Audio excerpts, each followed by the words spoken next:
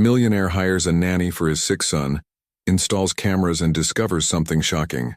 The Cortez mansion stood imposingly against the Boston sky, its mirrored windows reflecting the setting October sun. Leonardo Cortez watched the city from his office on the top floor, a glass of whiskey untouched on the mahogany table. His dark brown eyes were fixed on a distant point, while his mind wandered through the empty corridors of his own life. The soft sound of the door opening brought him back to reality. Margaret, his assistant for over a decade, entered with a black folder in her hands. "Mr. Cortez, the CVs of the candidates you requested." Her voice was professional, but Leonardo detected a note of concern. She knew the situation too well to maintain total neutrality. "How many this time?" he asked, turning his chair to face her. 15. All with excellent references and experience with children who need special care. Leonardo picked up the folder, quickly flipping through the documents. Each candidate looked perfect on paper, but he knew better than anyone how appearances could be deceiving. "Schedule interviews with the top 3 for tomorrow." "Sir," Margaret hesitated. "Dr. Matthews called. He insists that Lucas needs stability. Changing babysitters every 2 months isn't—" "I pay Dr. Matthews to look after my son's health, not to give me advice on how to run my household." Leonardo cut in, his voice as icy as the wind outside. Margaret nodded, recognizing the cue to leave. Before she left, however, she stopped at the door. "Lucas asked if you'd have dinner with him tonight." A muscle tensed in Leonardo's jaw. "I have a video conference with investors in Tokyo.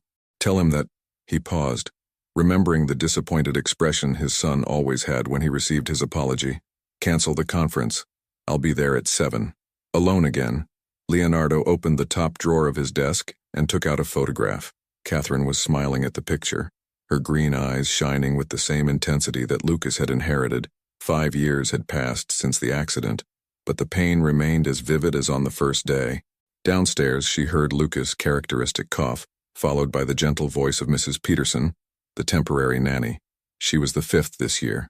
Leonardo knew he needed to find someone permanent, but the idea of entrusting the care of his son to a stranger terrified him.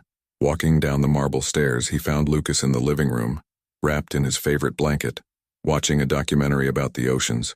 When he saw him, the boy smiled, and Leonardo felt the familiar tightness in his chest. Lucas was the living image of Catherine, from his golden curls to the freckles that dotted his nose. "Dad, are you having dinner with me tonight?" "Yes, champ. How about we order that pizza you like?"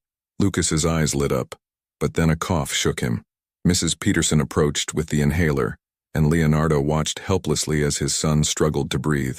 Moments like this reminded him of how much was at stake, how much he needed to protect the only person who still mattered in his life. Later, after putting Lucas to bed, Leonardo sat in his private office, turning on the monitors that showed every room in the house. It was his nightly ritual to check that everything was in order and that his son was safe. Tomorrow he would interview the candidates, and one of them would be chosen to be part of this hermetically controlled world he had built. Among the CVs, one name caught his eye: Isabella Martinez. Her references were impeccable, her experience with sick children extensive, but it was something about her photo that stopped him, a genuine smile that reached his eyes, unlike the rehearsed expressions of the other candidates. The phone rang, interrupting his thoughts. It was her lawyer, Richard. "Leonardo, I've received the documents for the new nanny. Do you want me to include the same confidentiality clauses?" "All of them, and add one about the security cameras. You know that can scare off good candidates, don't you?" Leonardo looked at Catherine's photo again. Anyone who has nothing to hide won't have a problem with surveillance.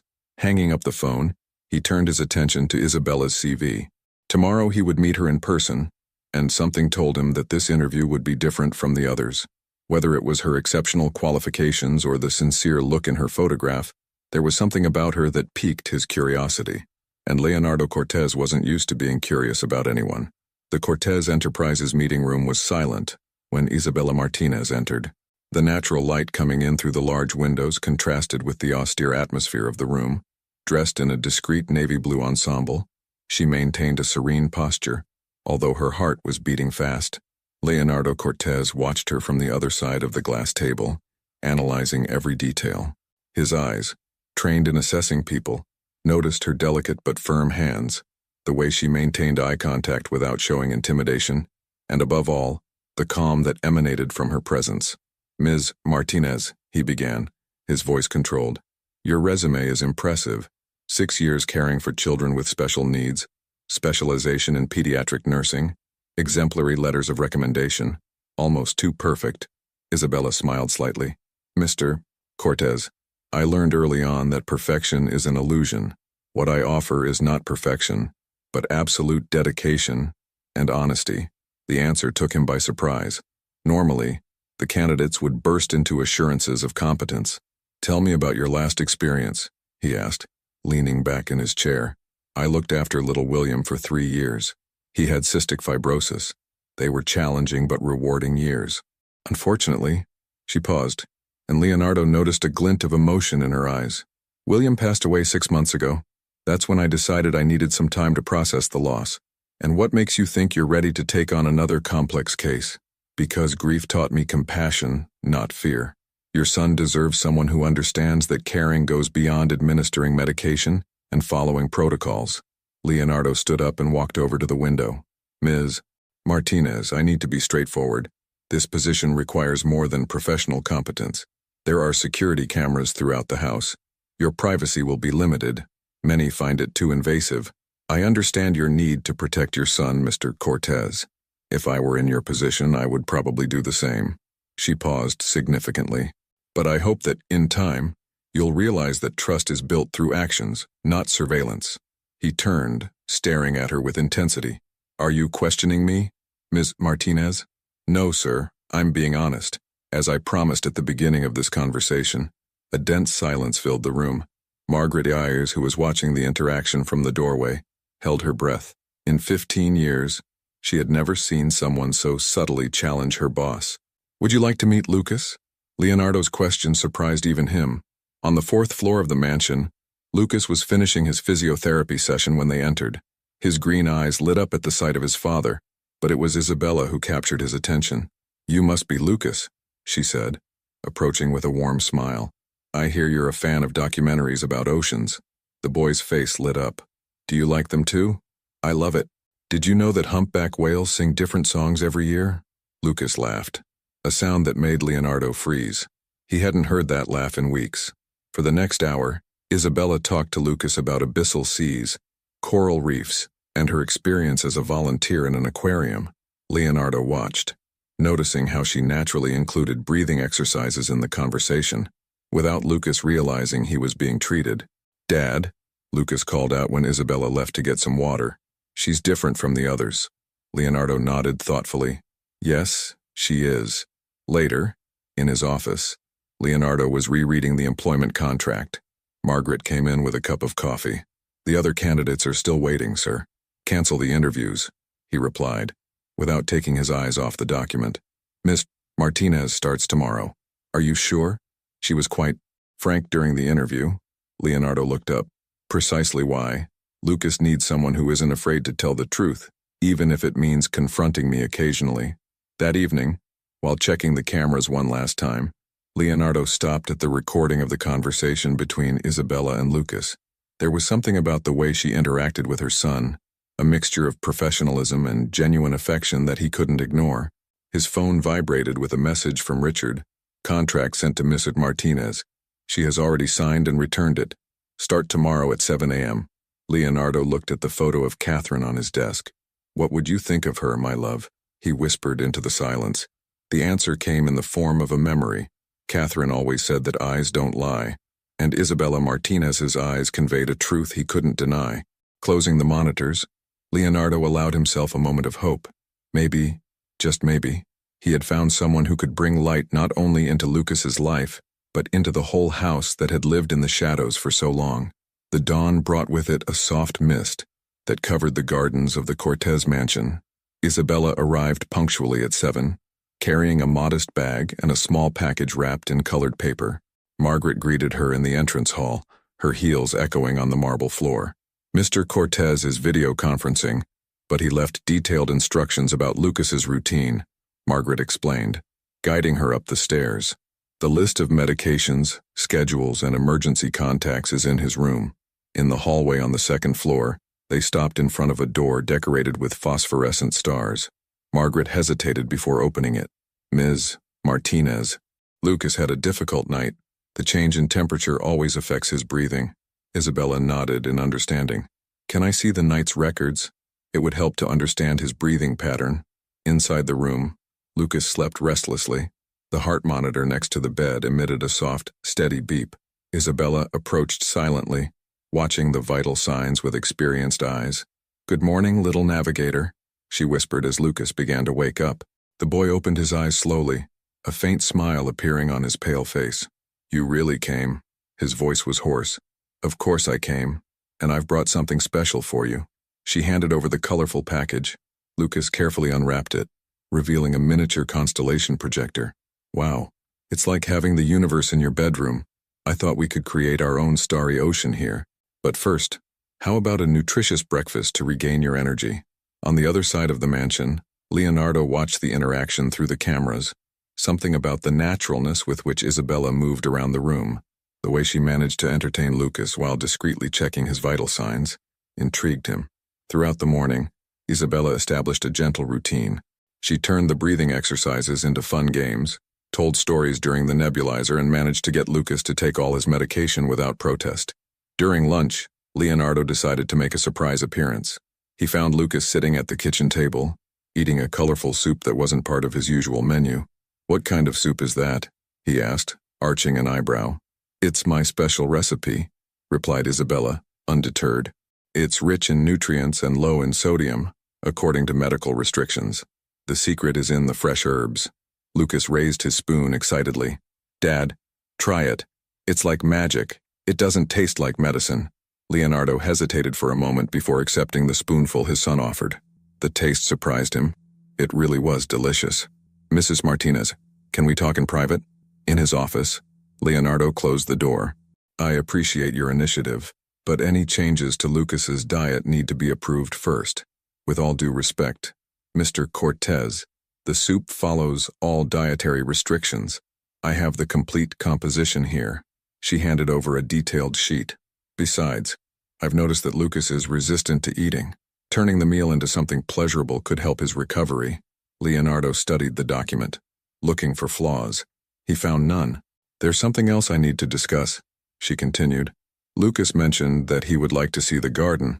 With the weather improving, a few minutes of morning sun would be beneficial for him." "Absolutely not. The outside air can strengthen his immune system under controlled conditions," interrupted Isabella. "Isolating him completely from the world won't protect him forever." The silence that followed was tense. Leonardo struggled internally between his need for control and the logic of her words. "1 week, he finally said. "Give me positive results in a week, and I'll consider your suggestions about outside activities." In the evening, after Lucas had fallen asleep, Isabella was organizing her notes when she came across a drawing he had made. 3 stick figures, 1 tall, 1 small, and 1 medium-sized, all smiling under a starry sky. Leonardo, who had spent the day alternating between meetings and monitoring the cameras, found the drawing on his desk the next morning, with a note attached. "Mr. Cortez, Lucas has a heart bigger than his room and dreams bigger than his limitations. He drew this today, talking about how nice it would be to watch the stars for real one day. Sometimes the greatest acts of protection involve allowing small calculated risks. Respectfully, Isabella Martinez." Sitting back in his chair, Leonardo looked longingly at the drawing. Catherine's words echoed in his mind. "Love without freedom is a gilded cage, my love."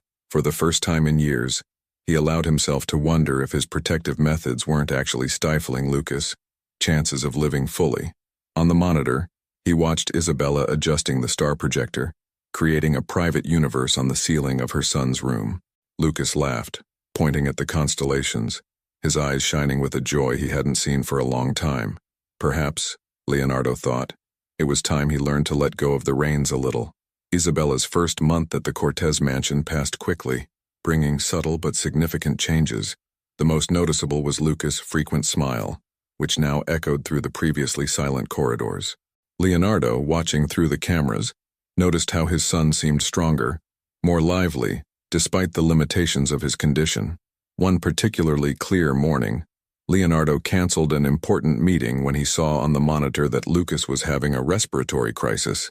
He rushed to his son's room, only to find Isabella already controlling the situation with a competence that left him speechless. "Breathe with me, Captain," she said softly, sitting behind Lucas on the bed, guiding his breathing. "Remember our story about the diver? Let's go up to the surface very slowly." Lucas, leaning against her, followed her breathing rhythm, his small hands squeezing her arms. Leonardo stood in the doorway, invisible to both of them, observing the intimacy of that moment. "All right," Isabella continued. "Now tell me 3 things you can see." The star projector," Lucas breathed, calmer. "My ocean book. And Mom's picture." Leonardo felt his heart squeeze. Catherine's picture was on the bedside table, smiling eternally at the son who looked so much like her. "Great. 2 things you can touch. My blanket. And your necklace." Isabella smiled, letting Lucas play with the little anchor-shaped pendant he always wore. "Perfect. Something you can smell. The chamomile tea you make." The crisis passed gradually, leaving Lucas exhausted but stable. When he finally fell asleep, Isabella tucked him into bed with motherly care. When she turned around, she was startled to see Leonardo. "Mr. Cortez, I'm sorry I didn't see you. How long have you been using this technique with him?" "The anchoring technique. Since the 2nd week. It helps prevent panic during crises by focusing on the senses." Leonardo ran his hand through his hair, a rare gesture of vulnerability. "Why wasn't I informed?" "It's in the daily report I send you," she replied softly. "Page 3, paragraph 2 of last week's report." He remembered the document he had barely skimmed. Too busy with mergers and acquisitions, guilt hit him like a punch. "Mr. Cortez," Isabella hesitated before continuing. "Can I make a suggestion?" He nodded, still watching his sleeping son. "Lucas needs his father as much as he needs his medication. His presence has a therapeutic effect that no treatment can replace. I have a company to run." He defended himself, but his voice lacked conviction. "And you have a son to love," she replied firmly. "Allow me to show you something." Isabella opened a folder she kept organized in the bedroom. "These are the records of Lucas' vital signs. Notice how the numbers improve significantly when you are present. Yesterday, during the dinner you shared, his saturation remained stable for hours." Leonardo examined the graphs, his analytical gaze recognizing the patterns she was pointing out. "Why do you keep such detailed records?"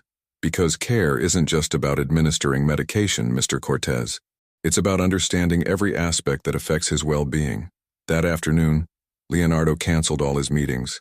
For the first time in years, he allowed himself to spend hours with Lucas, listening to him talk about his maritime discoveries, about the stories Isabella told, about his dreams of one day seeing the ocean for real. Through the security cameras, Isabella discreetly watched the interaction between father and son, a soft smile on her lips. Margaret approached her in the monitor room. "First time I've seen him like this since Catherine left," the assistant commented. "He's so afraid of losing Lucas that sometimes he forgets to live it," Isabella replied. "How did you manage to convince him?" "I didn't. I just showed him that love and protection don't have to be mutually exclusive." In the evening, after Lucas had fallen asleep, Leonardo found Isabella in the kitchen, preparing the chamomile tea that her son loved so much. "Miss Martinez." "Isabella, please." "Isabella," he corrected himself. "Thank you. For today. For everything." She smiled, that genuine smile that had intrigued him since the first interview. "Lucas is an extraordinary boy, Mr. Cortez. He doesn't just need to survive, he deserves to flourish." Leonardo picked up a cup of tea, smelling the soft aroma. Catherine used to say something like that. It was the first time he had mentioned his late wife voluntarily to anyone in years. The silence that followed was not uncomfortable, but full of mutual understanding. That night, before going to sleep, Leonardo turned off the cameras in Lucas' room for the first time. Some things, he realized, needed to be felt with the heart, not monitored by screens. Autumn was painting the mansion's gardens in golden hues when Isabella completed 2 months of work. The routine had settled comfortably, and even Leonardo was beginning to relax his strict security protocols. However, an accidental discovery was about to shake up the harmony that had been achieved. During a particularly hectic afternoon, while organizing some documents in Leonardo's office at his request, Isabella accidentally knocked over an old folder. As she picked up the scattered papers, her eyes caught something that made her freeze. A police report about the accident that had killed Catherine Cortez. Normally, she would have put it away immediately, respecting her employer's privacy, but one sentence jumped out at her. Suspicious circumstances regarding brake system failure. "What are you doing?" Leonardo's voice startled her. He was standing in the doorway, his face a mask of restrained fury. "Mr. Cortez, I'm sorry. The briefcase fell and I—" "Get out." His voice was pure ice. "Please, let me explain." "Get out." The scream reverberated through the walls, making Isabella back away. In the hallway, she found Lucas, startled by the noise. "What happened to Dad?" "Nothing, darling. Sometimes adults need a moment alone." She led him to his room, trying to remain outwardly calm while his heart was pounding. Hours later, when Lucas finally fell asleep, Isabella found an envelope in his bag. Inside was a large check and a note. "Your services are no longer required." Instead of collecting her things and leaving, she did something unexpected. She went to Leonardo's office. She found him sitting in the dark, a half-empty glass of whiskey in his hand. "You can't fire me." Leonardo looked up in disbelief. "Excuse me. Lucas has an important appointment tomorrow. Next week we start aquatic physiotherapy. In 3 days' time he has a presentation on the whale project. I'm not going to abandon him in the middle of all this. You've crossed every line." "No, Mr. Cortez. You've built so many walls that you've forgotten there are people on the other side." She took a deep breath. "Including your son. Don't you dare mention—" "Lucas asks about his mother every day. And do you know what he wants to know most? If she loved him, because his father never talks about her, never shares memories, never—" "Enough." Leonardo stood up abruptly, knocking over his glass. "You don't know anything about loss." "I know more than you think," she replied softly. "William wasn't the first patient I lost, and each loss has taught me that silence doesn't protect, it suffocates." The silence that followed was deafening. Leonardo staggered to the window, his back stiff with tension. "It was my fault," he whispered at last. "Catherine wanted to go to Lucas's recital. I was busy with an important merger. I said I'd send the driver, but she insisted on going alone. If I'd gone, the accident wouldn't have happened," added Isabella gently. "Or would I have lost them both?" Leonardo turned, his eyes shining with restrained tears. "The report. There were suspicions of sabotage. A competitor out to get me. Catherine died because of me. She died because someone committed a terrible crime. It's not your fault." "How can you be so sure?" "Because I see how you protect Lucas, how you would sacrifice everything for him. The man I love, Catherine, wouldn't be able to—" She stopped abruptly, realizing what she had said. Leonardo noticed too, his eyes meeting hers with intensity. "Miss Martinez, I'm sorry." She retreated towards the door. "That was inappropriate." "Isabella," he called, using her first name for the second time since she had arrived. "Please stay." She stopped, her hand on the doorknob. "Lucas needs you," he continued. "And maybe I do too." At that moment, a scream came from Lucas's room. They both ran, finding the boy sitting on the bed, crying after a nightmare. "Mommy," he sobbed. "I dreamt about Mommy." Leonardo hesitated for a moment, then sat down on the bed and pulled his son into his arms. "Do you want me to tell you about the day your mother took you to see the dolphins for the first time?" Lucas's eyes widened. It was the first time his father had volunteered a memory of Catherine. Isabella moved silently to leave, but Leonardo reached out, holding her wrist gently. "Stay," he asked. "Please." And so, in the early hours of that morning, the walls truly began to come down. Leonardo shared stories about Catherine, her laughter, her love of the sea, her passion for life. Lucas fell asleep smiling, finally getting to know a little more about the mother he had lost so early. Isabella's unintentional revelation created a subtle tension in the Cortez mansion. In the days that followed, Leonardo oscillated between moments of disconcerting closeness and exaggerated professional distance. To complicate matters further, Lucas, with his childlike perceptiveness, began to notice the changes in the dynamic between his father and his caregiver. One particularly cold November morning, during a physiotherapy session in the heated pool, Lucas decided to broach the subject in his own way. "Isabella, do you like my father?" The question caught her off guard, making her almost drop her flotation device. "Of course I do, Lucas. Your father is a good man." "Not like that," he insisted, his green eyes sparkling with wit. "You like him like Mom liked him." I saw you looking at each other at dinner yesterday. Isabella felt her face burn. Lucas, the relationship between your father and me is strictly professional, but he smiles differently when you're around, like in the old photos with Mom. Before Isabella could reply, Margaret appeared at the edge of the pool. Ms. Martinez, Mr. Cortez requests your presence in the office immediately. On the way to the office, Isabella tried to calm her racing heart. She found Leonardo standing looking out of the window, his tense posture giving away his unease. We need to set some limits, he said without turning around. Mr. Cortez, if this is about what happened the other night, it's about everything, he interrupted her, finally turning around. About how Lucas is getting too attached. About how things are changing. Change isn't always bad. It is when it puts my son's well-being at risk. He ran his hand through his hair, a gesture Isabella already recognized as a sign of anxiety. Lucas has lost his mother. I can't allow him to become attached to someone who could leave at any moment, like all the other nannies you've dismissed. Her voice carried a hint of defiance. Exactly. It was safer that way. Safe for whom, Mr. Cortez? For Lucas or for you? The silence that followed was heavy. Leonardo approached his desk, picking up an old photo. Catherine and I met in college. She was everything I wasn't. Spontaneous, full of life. She said I needed to learn to dance in the rain instead of just worrying about building shelters. Isabella took a step forward, and she was right. When I lost her, her voice faltered.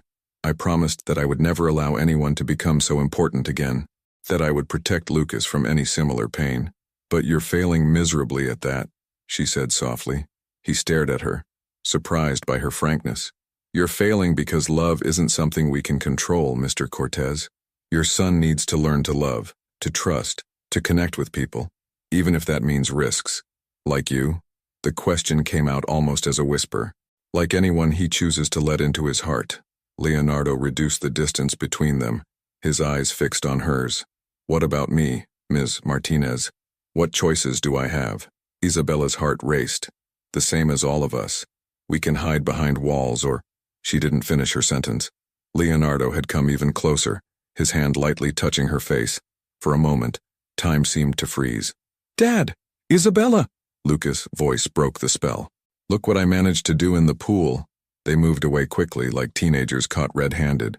Lucas rushed into the office, soaking wet and beaming. Margaret on his heels with a towel.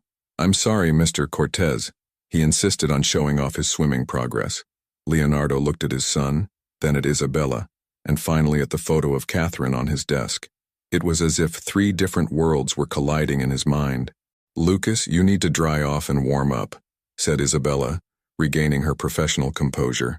Come on, before you catch a cold. As she led Lucas out, Leonardo called out to her, Ms. Martinez. She stopped at the door, without turning around. Tomorrow night, after Lucas has gone to sleep, can we continue our conversation? I'm not sure we should, Mr. Cortez. Please. The vulnerability in his voice surprised her. We need to sort this out.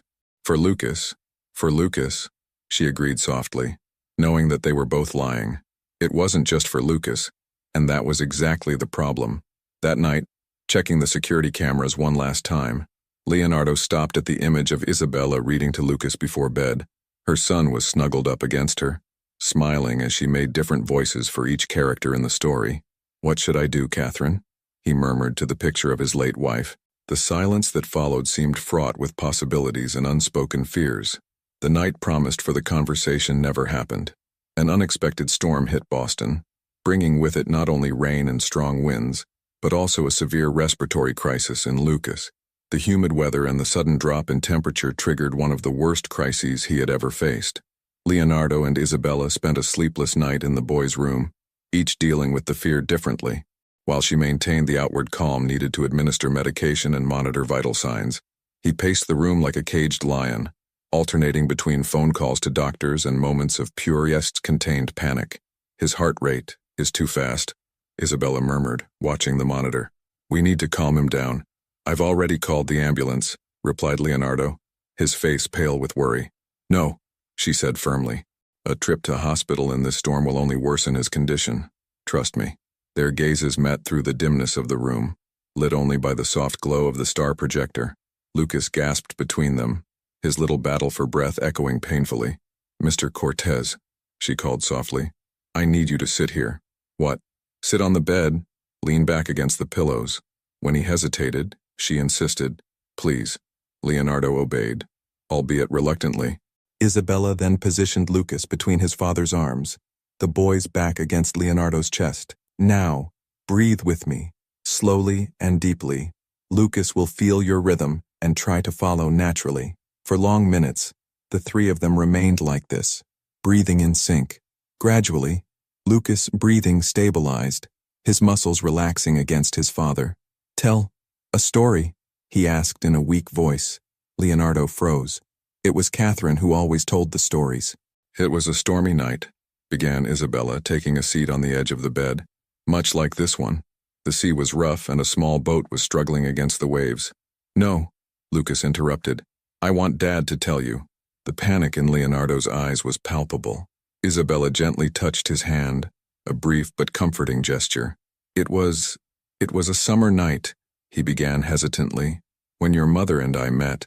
She was dancing in the rain on the university campus, and I thought she was crazy." The story flowed naturally after that, long-held memories finding voice. Lucas listened, fascinated, his eyes heavy with sleep, but refusing to close them so as not to miss any detail. "She said that life was too short to wait for the sun," Leonardo continued, his voice breaking, "that sometimes you have to dance in the storm." A particularly loud clap of thunder made Lucas cringe. Isabella immediately turned up the volume on the star projector, transforming the room into an ocean of soft light. "Look, Captain," she whispered. "Even storms can be beautiful when seen from the right place." Lucas finally fell asleep, his breathing now regular and peaceful. Leonardo, however, remained motionless, as if afraid that any movement might break the hard-won peace. "You can go and rest," he said softly to Isabella. "I'll stay with him." "I know you can stay with him," she replied, arranging the covers. "But you don't have to be alone."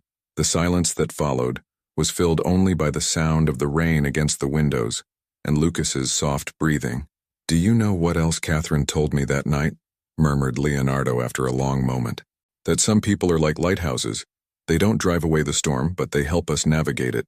Isabella felt the weight of those words, understanding what he was really saying. "Mr. Cortez, Leonardo," he corrected. "After tonight, I think we can dispense with the formalities." She nodded, a small smile on her lips. "Leonardo, sometimes lighthouses need guidance too. That's why they work in pairs," he replied, his gaze meeting hers with an intensity that made her heart leap. The storm outside began to subside, but the one raging inside them was only beginning to gain strength. Lucas stirred in his sleep, muttering something about stars and oceans, unaware of the significant moment unfolding around him. Margaret found them like this the next morning, Lucas sleeping peacefully between them, Leonardo and Isabella sitting on opposite sides of the bed, united by their shared vigil and something else that neither of them was ready to name.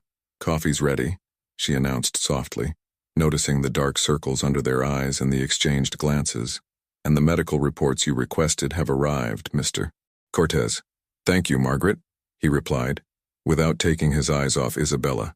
"Please cancel my appointments for today. I'll stay at home." The assistant smiled discreetly as she left. Some storms, she thought, bring more than destruction. They bring renewal. The end of November brought with it not only the most intense cold, but also a noticeable change in the dynamics of the Cortez mansion. After the night of the storm, Leonardo started working more from home, his eyes often straying from the financial reports to observe Lucas's therapy sessions or the moments of study with Isabella. One particularly cold afternoon, while Lucas was taking his post-lunch siesta, Leonardo found Isabella in the library, organizing materials for the boys' school project. "We need to talk," he said, closing the door behind him. Isabella straightened up, sensing the seriousness in his voice. "About Lucas? About us?" The word hung in the air between them, loaded with unspoken meanings. "Richard found out more information about Catherine's accident," he continued, moving closer to the window. "The sabotage, it wasn't a competitor."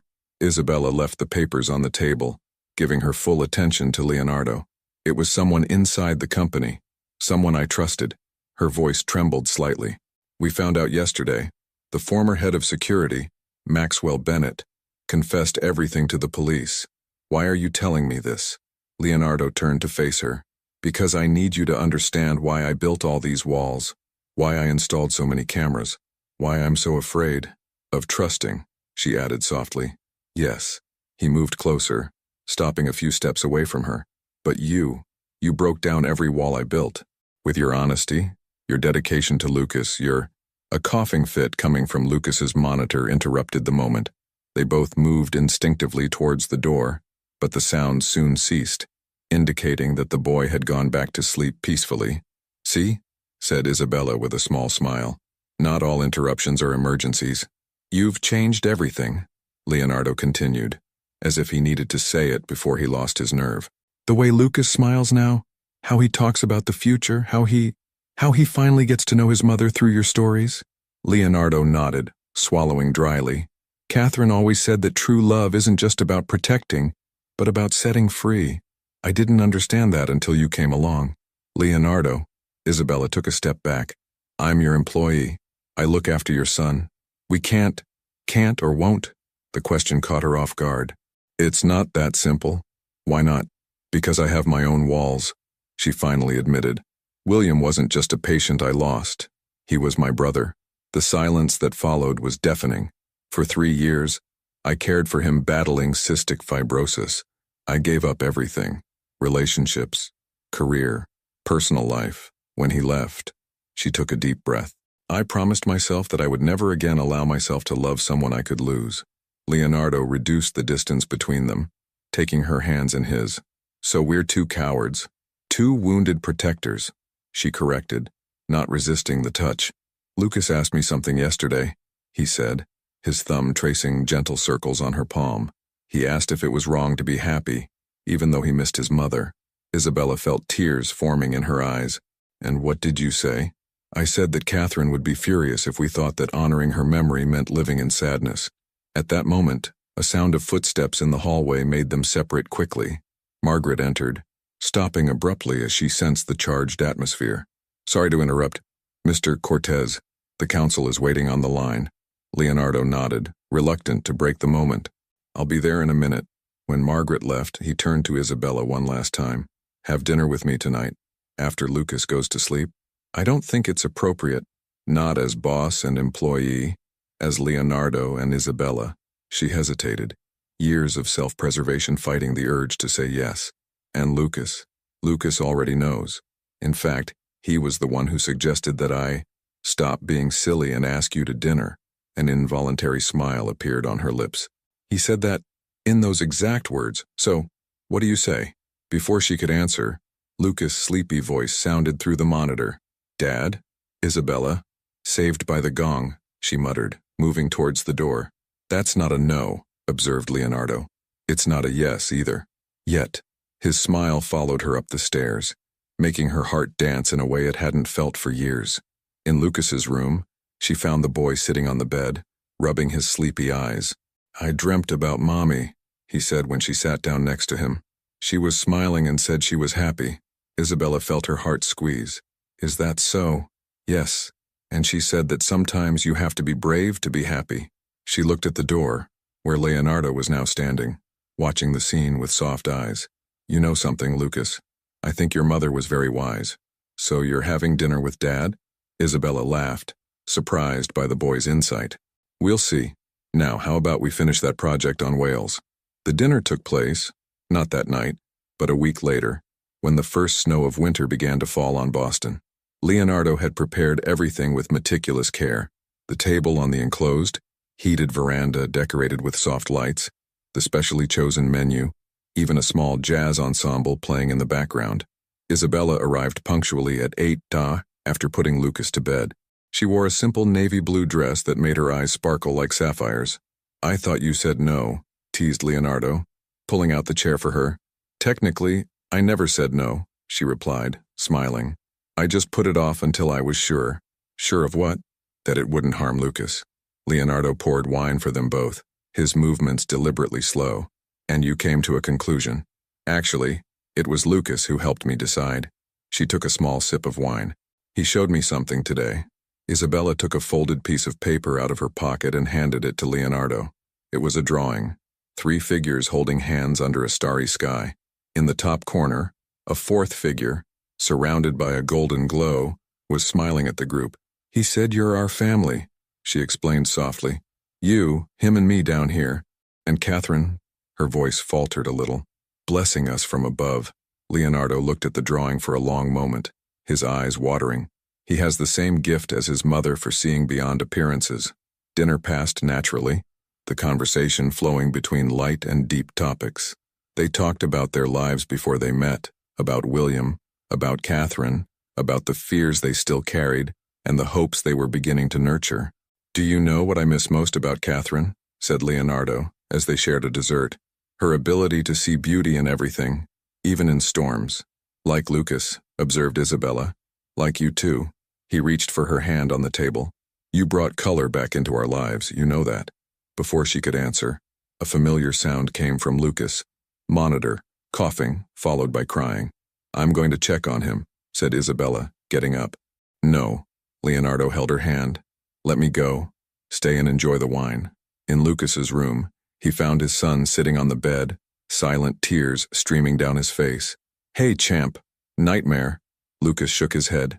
"Fear. Of what?" "Of Isabella leaving like Mom." Leonardo sat on the bed, pulling his son close. "Lucas, look at me. Your mother never wanted to leave us. And Isabella, she's not going anywhere. Promise." "I can't promise for the future, son, but I can promise that I'll do everything I can to keep her in our lives. Will that do?" Lucas nodded, snuggling into his father's arms. "Dad? Huh? Do you still love Mom?" Leonardo kissed the top of his son's head. "I'll always love your mother. She gave me you, the greatest gift of my life. So, it's okay to love Isabella too." "Yes, son. The heart has infinite room for love."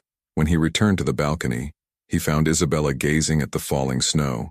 She was holding his coat, which she had forgotten on the chair. "Is Lucas all right?" "Yes. I just needed some answers." "And did you get them?" Leonardo approached, taking the jacket from her hands and placing it on his shoulders. "Actually, I think we all got some answers today."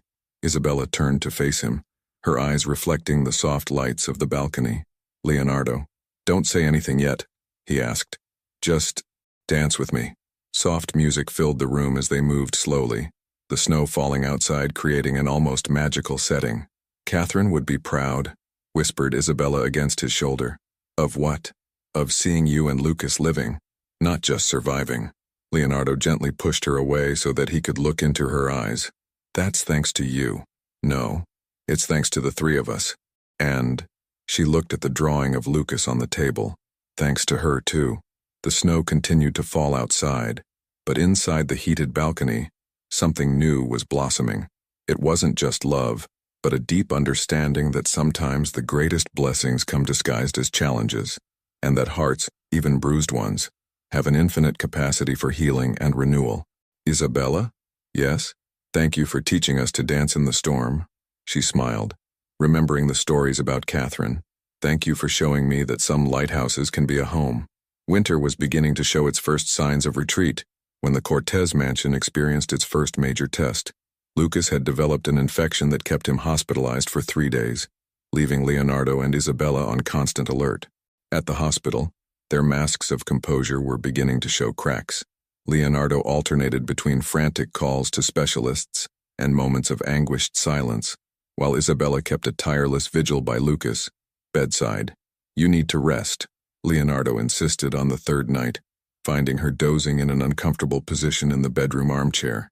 "I'm fine," she replied, straightening up. "I'd rather stay here." "Why?" She hesitated before answering. "Because that's how I lost William. One night, I decided to go home and rest. When I came back in the morning, Leonardo crossed the room in 3 strides, pulling her into his arms. It was the first public display of affection between them, but at that moment, nothing else mattered apart from the mutual comfort they found in each other.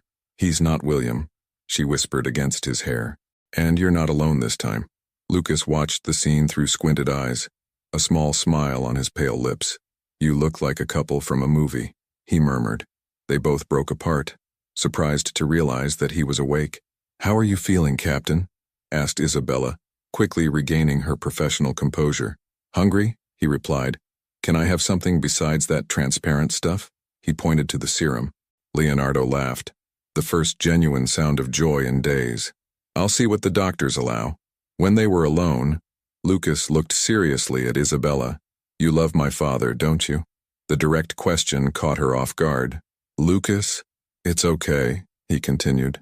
Mom appeared in my dream yesterday. She said you have a heart as big as the ocean. Isabella felt tears forming in her eyes. Your father and you are very special to me. Then why do you still pretend you're just our babysitter?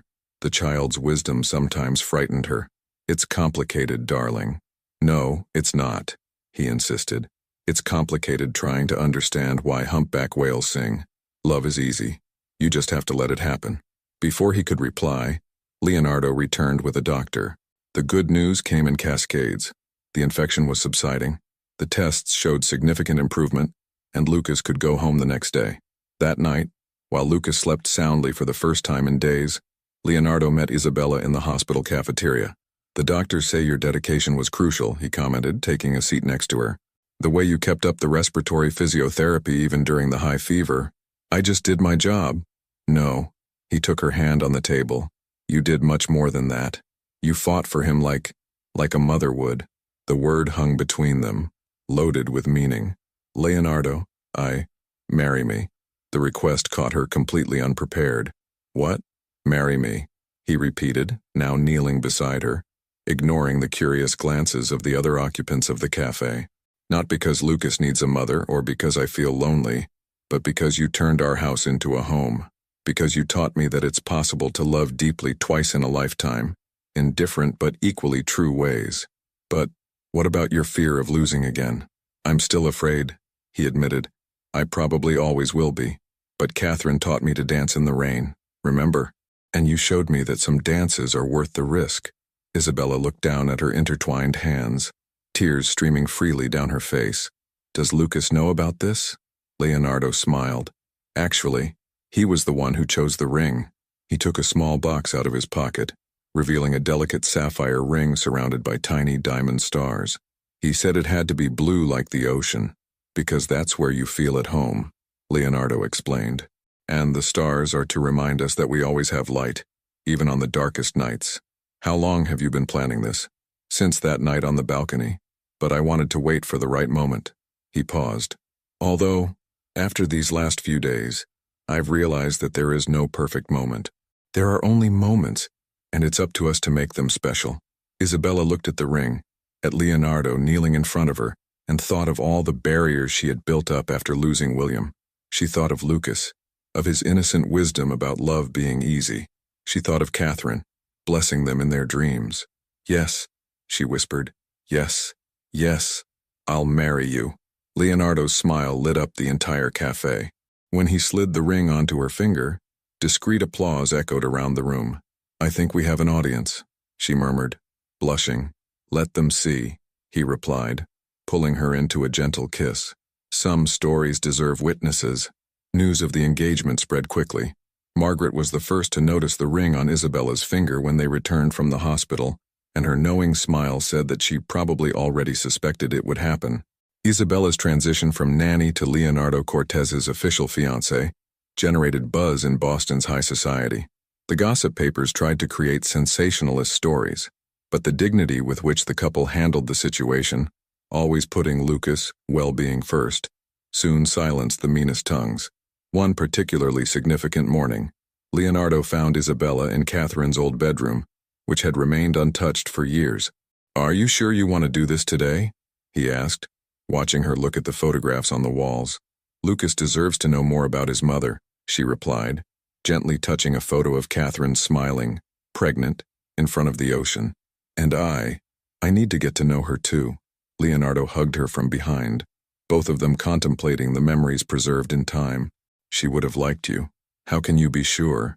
Because you have the same sparkle in your eyes when you talk about making a difference in other people's lives. He paused, taking a deep breath. Catherine always said that our purpose in life is to leave the world a little better than we found it. Lucas appeared in the doorway, hesitant. May I come in? Of course, my love, Isabella called, holding out her hand to him. The boy approached cautiously, his green eyes, so similar to his mother's, taking in every detail of the room. She liked to collect shells, explained Leonardo, showing him a shelf full of different specimens. Each one had a story. Like this one? Lucas picked up a delicate pink shell. This one? Leonardo smiled at the memory. It was from the first time she felt you move. We were on the beach, Nars, and she swore you were dancing inside her to the sound of the waves. Isabella watched the interaction between father and son, her heart overflowing with love and respect for the woman who had been so important in their lives. Can we keep some of her things in my room? Asked Lucas shyly. Of course we can, replied Leonardo. Actually, I was thinking of turning this room into something special. Like what? Asked Lucas and Isabella simultaneously. A memorial, a place where we can come whenever we want to feel her presence, with photos, her shells, her favorite books. And we could add new things too, suggested Lucas, like photos of us, so she can see how happy we are.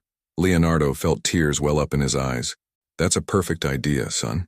That afternoon, the three of them worked together, reorganizing the room, not to erase Catherine's presence, but to celebrate her in a new way. Isabella found a diary among the books and, with Leonardo's permission, began to read it. She wrote about you every day during her pregnancy, she told Lucas. Look at this. Today, my little sailor has decided that 3 a.m. is the perfect time to practice swimming. Leonardo says he'll be an Olympic athlete, but I bet he'll be an ocean explorer. Lucas laughed. She was right. I love the sea. While sorting through the photographs, they found a particularly touching one. Catherine dancing in the rain, her face lifted to the sky, radiant with happiness. This was on our wedding day, explained Leonardo. It started raining during the reception, and instead of getting upset, she pulled everyone out to dance in the garden. Isabella smiled, imagining the scene. She really knew how to turn ordinary moments into extraordinary ones. Like you, said Lucas, hugging her around the waist. At night, after Lucas had gone to sleep, Leonardo found Isabella on the balcony, gazing at the stars. What are you thinking about? About how love has many forms, she replied. About how it's possible to honor the past while building the future. He hugged her, feeling the engagement ring between their intertwined fingers. Do you know what Catherine wrote in her last diary? Isabella shook her head. True love is not possessive. It is like the ocean. It has infinite space to hold all the currents, all the tides, all the lives that pass through it. She was very wise. Yes, she was. And I'd be happy to see us find our own tide. That night, before going to bed, Lucas asked to see the photo album once more. On the last page, he put the drawing he had made, his new family, including Catherine's golden glow in the sky. Now it's complete, he said, satisfied. Isabella and Leonardo exchanged an emotional look. Yes, it was complete. Not because they had replaced what had been lost, but because they had learned that love has the power to expand, to create new spaces without diminishing the old ones. And somewhere, Catherine smiled, pleased to see that her family had found not just comfort, but a new form of happiness. The wedding day dawned with a special clarity. The Cortez mansion had been transformed into a setting that blended elegance and intimacy. The ceremony would take place in the winter garden, where white and blue flowers created an atmosphere reminiscent of an illuminated seabed. Isabella was getting ready in her old bedroom, now converted into a temporary bridal suite. Margaret was helping with the last details of the dress, a simple ivory model with details that resembled soft waves. Something's missing, said Margaret, adjusting the veil. Lucas entered the room at that moment, impeccable in his little tuxedo, carrying an old box. Dad asked me to give you this, he said, holding out the package to Isabella. Inside was a pearl necklace and a handwritten note. Dear Isabella, Catherine wore these pearls at our wedding. She said they were special because, like true love, they were formed through time, patience, and adversity.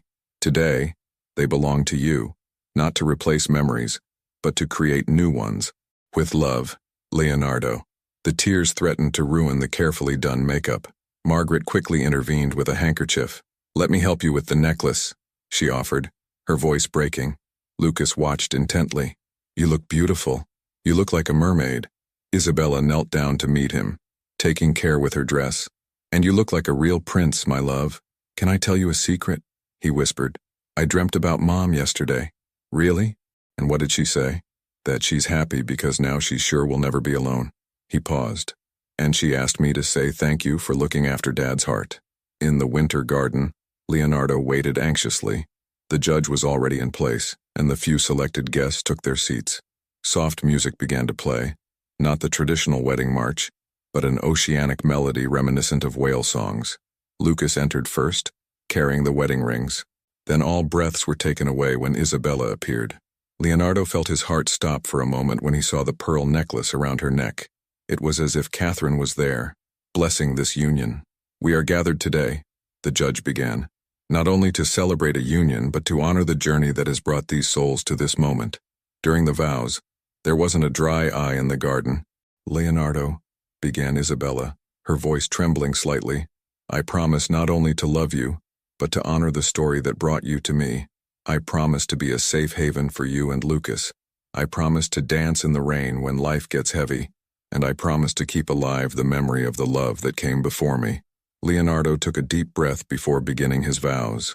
"Isabella, you taught me that the heart has an infinite capacity for love. I promise to honor every part of who you are, to celebrate your strength and kindness, and to create with you and Lucas a future full of stars and waves. I promise to always remember that some storms bring blessings in disguise, and that true love knows no limits of time or space." Lucas, in his moment to hand over the rings, surprised everyone with his own words. "I promise to be the best son for both of you, and to keep all the love in my heart, that which is here and that which protects us from above."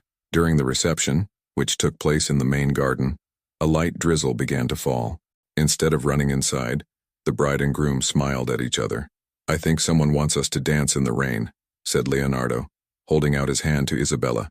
The band started playing a soft version of La Mer, and soon all the guests joined in, dancing in the gentle rain. Lucas twirled among the adults, his crystal-clear laughter mixing with the music. Later, as the party began to wind down, the three of them met on the balcony, watching the rainbow that had formed. "Look," exclaimed Lucas, pointing to the sky. "7 colors, like the 7 colors of love."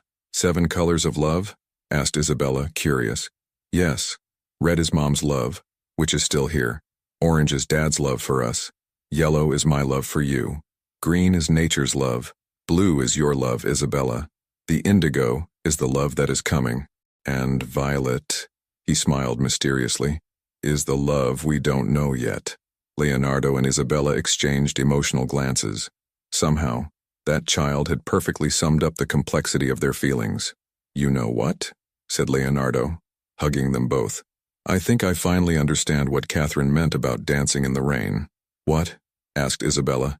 "That sometimes we need to let life surprise us, that the best moments come when we least expect them, and that love, true love, has many ways of manifesting itself." Night fell softly over the Cortez mansion, now no longer a place of shadows and fears, but a home where different kinds of love coexisted harmoniously. In Catherine's memorial room, a gentle breeze swayed the curtains, making the shells hanging in the window tinkle, like a last blessing for the family who had learned that love, in all its forms, is eternal. The end. If you could write a letter to keep in the memorial room, as the Cortez family did for Catherine, what memories or unspoken feelings would you want to preserve for someone special? Leave your opinion in the comments. Thank you so much for watching until the end. If you enjoyed this story, don't forget to subscribe to the channel, leave a like, and comment your thoughts. Your participation is very important to us. See you next time.